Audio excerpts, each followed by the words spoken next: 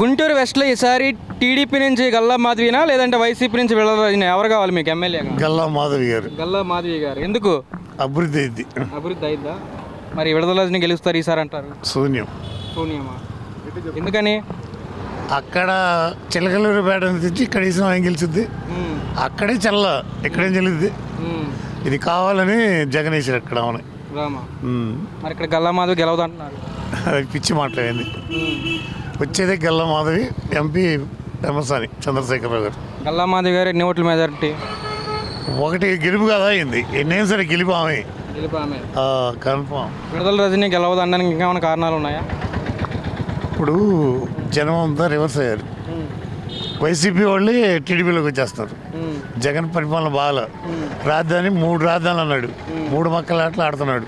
ఇసుక లేదు, భవన కార్మికులకి పని లేదు, గంజాయి.